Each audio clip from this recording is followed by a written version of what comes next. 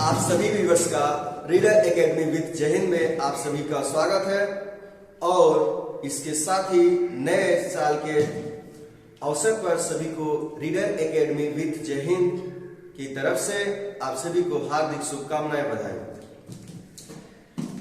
देखिए साथियों, आज हम पढ़ेंगे केसेज पर्सन्स, यानी केस पर्सन्स के बारे में जान गए हैं। उसका रिलेशन क्या होता है, यानी कि nominative case, objective case, possessive case आता कैसे है, इसका यूज कैसे किया जाता है, इसके बारे में हम जानेंगे। तो चलिए एक बार फिर से आप सभी व्यूअर्स का स्वागत करते हैं। यदि आप सभी व्यूअर्स को यदि वीडियो पसंद आती है और लगता है कि नहीं हमारे लिए यूजफुल हो सकता है, तो हमारे चैनल को सब्सक्राइब कर सकते हैं और कमेंट कर सकते हैं, लाइक कर सकते हैं और शेयर करना मत भूलिए, ताकि जैसे ही 1K व्यूज आ जाते हैं, 1K सब्सक्राइबर हो जाते हैं, 1K सब्सक्राइबर 1000 सब्सक्राइबर हो जाएंगे मेरे साथियों, तो हम भी लाइव आना शुरू कर देंगे। इसलिए कोशिश करिए कि 1000 सब्सक्राइबर कंप्लीट करिए और जो है कि इसके बाद और अच्छी तरह से लाइव में आकर पढ़ाने का जो है कि मजा है वो कुछ अलग है। तो हमसे लाइव पढ़िए और हमारे वीडियो को शेयर जरूर करिए। चलिए, आपको यदि पसंद आता है तो चलिए देखते हैं केसेज पर्सन्स। तो यदि पहली वीडियो नहीं देखे हैं केस का पर्सन्स का, तो हम सुझाव देंगे कि हमारी जो पहली वीडियो है आप देखिए उसे और उसे समझिए, उसके बाद इस वीडियो को देखिए। चलिए, तो जय हिंद के साथ शुरू करते हैं। तो हमारा जो है टॉपिक है केसेज का। तो केसेज बताते चले कि जो हमारा केसेज है, 3 तरह केसेज है, 3 प्रकार के। नॉमिनेटिव केस, ओ से ऑब्जेक्टिव केस और बी से पॉसेसिव केस। बी से पॉसेसिव केस। पर्सन्स की बात करें तो हमारे में 3 पर्सन्स हैं, फर्स्ट पर्सन, सेकेंड पर्सन और third person. First person, second person, third person. तो हम सबसे पहले डील करेंगे केस का, उसके बाद डील करेंगे पर्सन्स का। तो चलिए सबसे पहले हम बात करते हैं केस का। अच्छा, हमें पता है बड़ी बात ही हम जानते हैं, केस का मतलब हिंदी अर्थ होता है कारक। चलिए शुरू। तो केस का जो सबसे पहले हम शुरू करेंगे सेंटेंस से। जो हमारा सेंटेंस होता है वह जो है कि उसका जो स्ट्रक्चर होता है वह सब्जेक्ट का होता है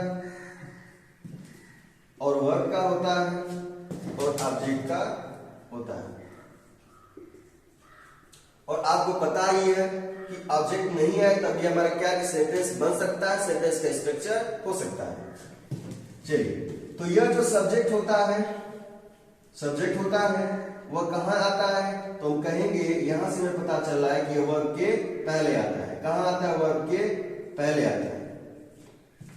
यह जो वर्ब होता है तो वर्ब के पहले आता है कौन? सब्जेक्ट। तो जो वर्ब के बाद आएगा उसे क्या नाम दे दिए? उसे कह दिए, क्या कह दिए? ऑब्जेक्ट। क्या कह दिए? ऑब्जेक्ट। यानी इसे हम कह दिए ऑब्जेक्ट। तो इसे ऑब्जेक्ट कह दिए, तो यहां पर हम लिख लेते हैं बाद में। बाद जो आ गया वो हमारा हो गया ऑब्जेक्ट और हमारा क्या हो गया? ऑब्जेक्ट। और जो पहले है वो उसका क्या नाम रख दिए? सब्जेक्ट। तो जो सब्जेक्ट है जो पहले आ गया, तो पूछा है कि सब्जेक्ट है तो सब्जेक्ट किस केस में आता है, तो कहेंगे जो हमारा सब्जेक्ट है वो नॉमिनेटिव केस होता है। तो सब्जेक्ट का दूसरा अर्थ निकल के ही आया हमारा नॉमिनेटिव केस। यानी कि हम कह सकते हैं कि जो हमारा जो सब्जेक्ट होता है उसका दूसरा ही नाम होता है नॉमिनेटिव केस, और हम नॉमिनेटिव केस में करके मूर्ख बन जाते हैं। नॉमिनेटिव केस कहते हैं, हम सीधा सीधा क्या कह सकते हैं, उसका नाम हम रख सकते हैं कि सब्जेक्ट। उसी को क्या रखा गया कि सब्जेक्ट। नॉमिनेटिव केस क्या कह दिया गया? सब्जेक्ट। आगे बढ़े तो इसे, यह जो है ऑब्जेक्ट है, इसे कह दिया गया क्या? इसे कह दिया गया ऑब्जेक्टिव। क्या कह दिया गया? Objective case. यानी इसे क्या कह दिया गया? Objective case. तो जो ऑब्जेक्ट के स्थान पर आया उसे कह दिया गया ऑब्जेक्टिव केस, जो सब्जेक्ट के स्थान पर आ गया उसे कह दिया गया सब्जेक्ट केस। चलिए यहां तक हम क्लियर हो गए। एक बार बताते चले, जैसे पूछा जाए कि आई क्या है, आई कौन सा केस है, कहेंगे नॉमिनेटिव केस है। मी कौन सा केस है? ऑब्जेक्टिव केस है। माई कौन सा केस है? Objective case, sorry possessive case है। यानी कि यह ऑब्जेक्टिव केस है या नॉमिनेटिव केस है। ये कौन सा केस है? पॉसेसिव केस है। पॉसेसिव केस में कौन सा है? तो ये पॉसेसिव एडजेक्टिव है। चलिए आप इसको समझ लिए और आगे सोचते हैं। यानी कि यहाँ रिलेशन देख लिए, सब्जेक्ट से पहले आ गया, यानी सॉरी सब्जेक्ट जब पहले आ गया तो सब्जेक्टिव केस होगा, नॉमिनेटिव केस हो गया। और यदि क्या हो गया, वर्ब के बाद आया जो शब्द आया वो ऑब्जेक्टिव केस हो गया, वर्ब के पहले जो आया वो सब्जेक्टिव केस हो गया। जो पहले आएगा, जो शब्द पहले यूज किया जाएगा वह सब्जेक्टिव केस होगा। चलिए आगे बढ़ते और आगे देखते हैं कि ये तो हम समझ लिए सेंटेंस में कैसे यूज करते हैं। इसका सेंटेंस वही होता है। इसका मतलब यह है कि हम सिर्फ टेंस पढ़ने समय समझते हैं, हम टेंस पढ़ने तो अंग्रेजी में आ गए, ऐसा कभी नहीं हो सकता। क्योंकि हमें कुछ रूल्स पढ़ने होते हैं, उसे फॉलो करने होते हैं, उसको फॉलो करते हुए क्या कर सकते हैं, अंग्रेजी सीख सकते हैं। जैसे कह दिया जाए आई नो,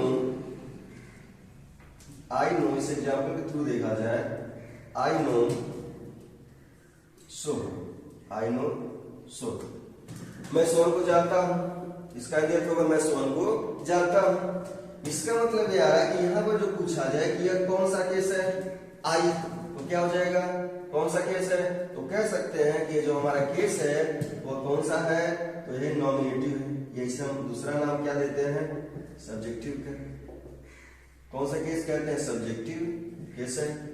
क्यों ये सब्जेक्टिव केस है, क्योंकि यह सब्जेक्ट के स्थान पर आया है, क्योंकि यह सब्जेक्ट के स्थान पर आया है। किसके स्थान पर आया है, सब्जेक्ट के स्थान पर आया है। और सेकेंड एग्जाम्पल लेते हैं, तो जैसे कह दिया जाए यू नो हिम,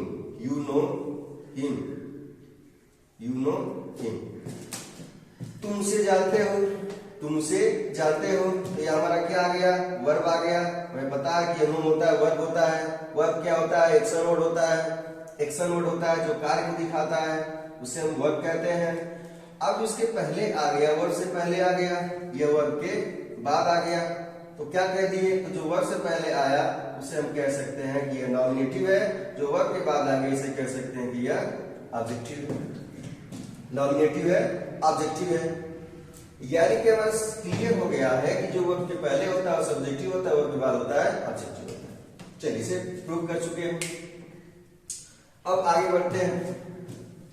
यानी कि यहां तक क्लियर हो गया कि जो आता है, जो वर्ब से पहले आता है वो सब्जेक्टिव होता है, जो वर्ब के बाद होता है वो क्या आता है, ऑब्जेक्टिव होता है। यानी कि वहां से कुछ नहीं हो सकता है। इसमें एरर क्या हो जाएगा, गलती क्या हो जाएगा, इसे कह दिया जाए लाइक यूज करते हैं। जैसे हिम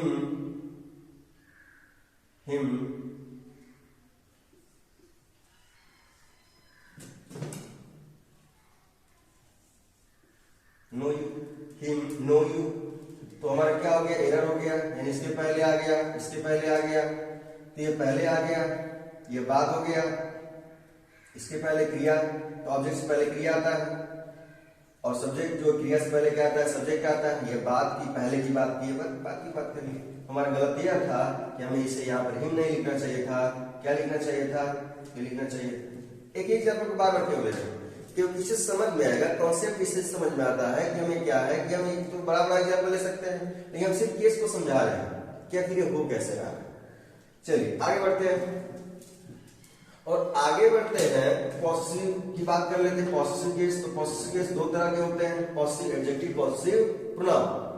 अब हम बात करें पॉसेसिव प्रोनाउन, जैसे हम कहते हैं कि ये क्या है, माई क्या है, तो कह सकते हैं कि पॉसेसिव प्रोनाउन है, कि पॉसेसिव एडजेक्टिव है, पॉसेसिव एडजेक्टिव है। हमें पता होगा आपको कि ये पॉसेसिव एडजेक्टिव, यदि आप वीडियो देखे होंगे तब। तो ये क्या है, पॉसेसिव एडजेक्टिव है, यानी कि पॉसेसिव एडजेक्टिव है। तो माई क्या है, ये पॉसेसिव प्रोनाउन है, पॉसेसिव प्रोनाउन। अब इसका रिलेशन क्या होता है देखते हैं। यानी कि हम समझ सकते हैं कि जो सब्जेक्टिव केस होता है, उसका रिलेशन सीधा जो होता है पॉजिटिव एडजेक्टिव के साथ होता है। किसके साथ होता है, पॉजिटिव, किसके साथ होता है, पॉजिटिव एडजेक्टिव के साथ होता है, पॉजिटिव एडजेक्टिव के साथ होता है। कैसे, देखिए कह दिया जाए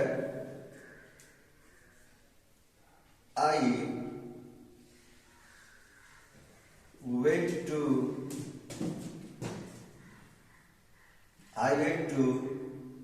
school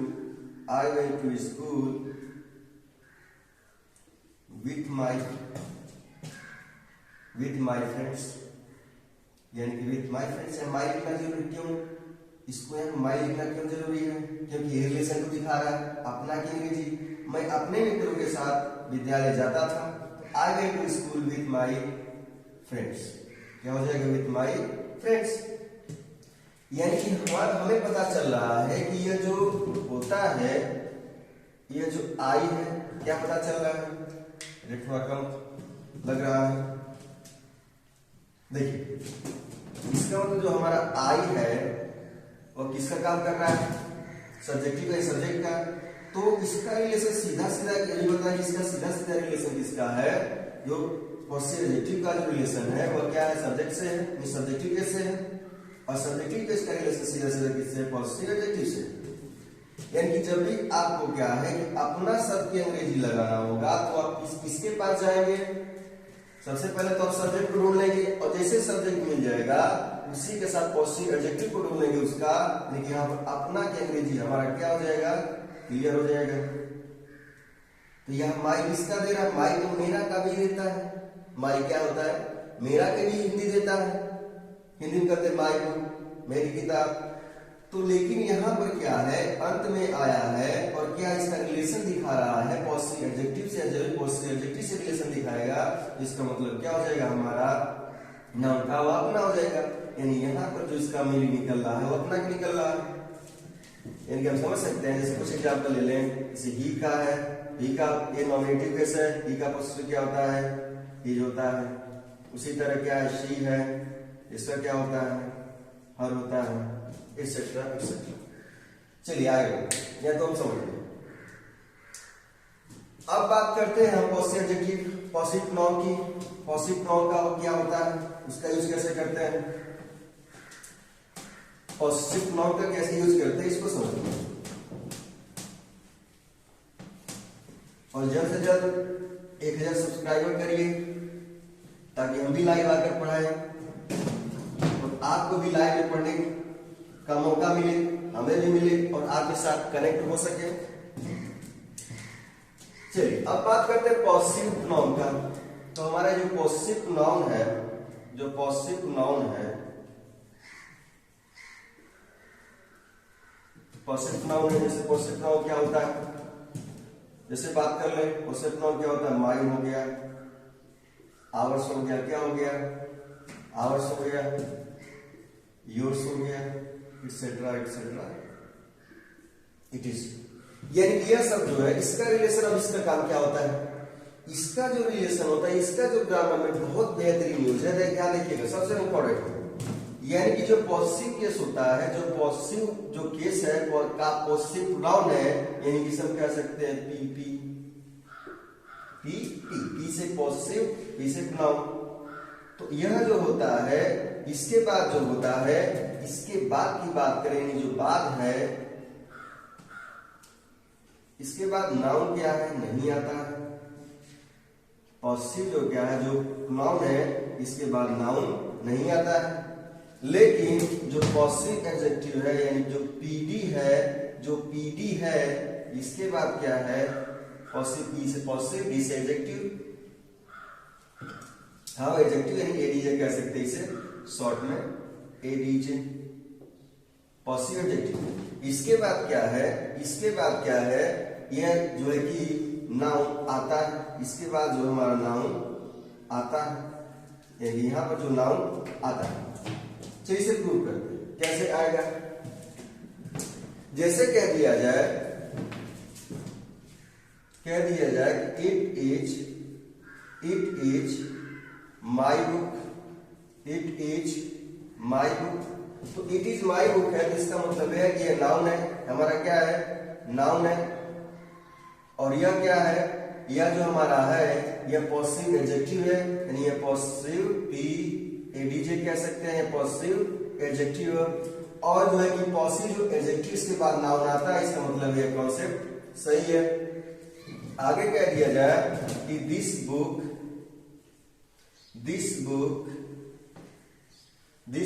इज माइन, कह दिया this book is mine. This book is mine, तो जो हमारा माइन है या पॉसिव क्या है, हमारा जो माइन है पॉसिव प्रोनाउन है। और पॉसिव प्रोनाउन के बाद क्या होता है, पॉसिव प्रोनाउन के बाद जो होता है ये कैंसल का साइन है, इसका मतलब नाउन नहीं आता है, इसका मतलब इसके बाद नाउन नहीं आया।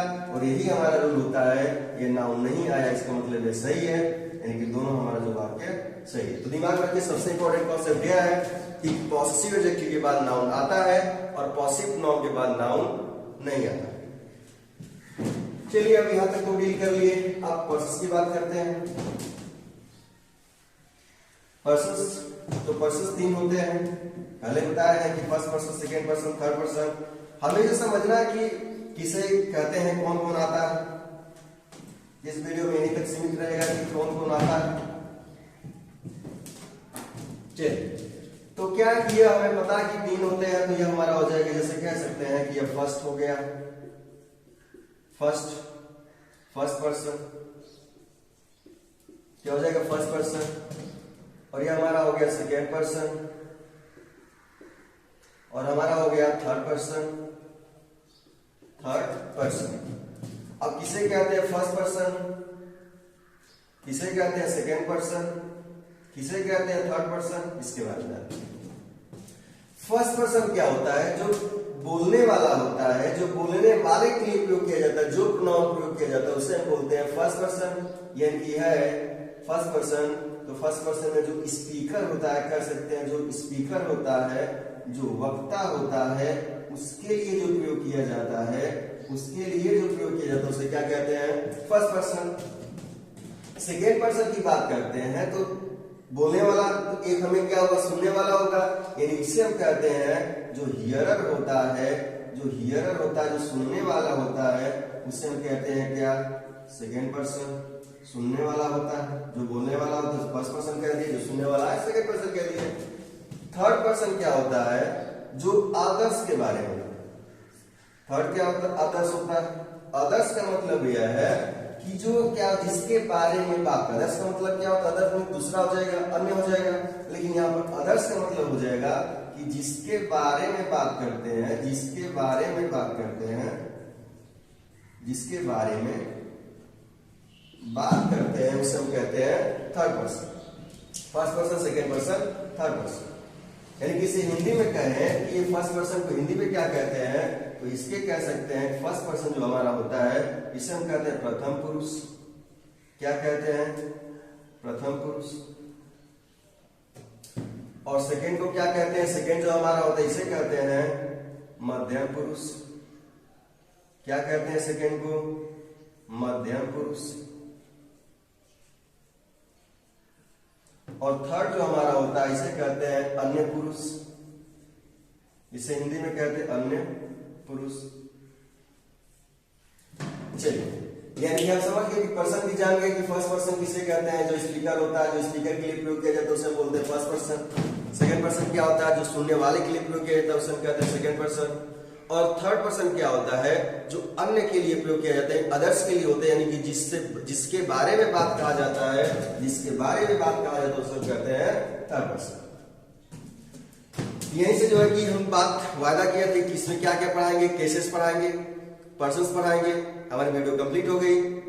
आपको वीडियो कैसी लगी इसके बारे में जरूर अपनी जो कि सुझाव दीजिए। कमेंट्स ओपन रहता है, आप कमेंट्स में सुझाव दीजिए कि आपको वीडियो कैसी लगी। यदि आपको वीडियो अच्छा लगता है तो हमारे चैनल को सब्सक्राइब करिए और लाइक करिए, कमेंट्स भी कर सकते हैं।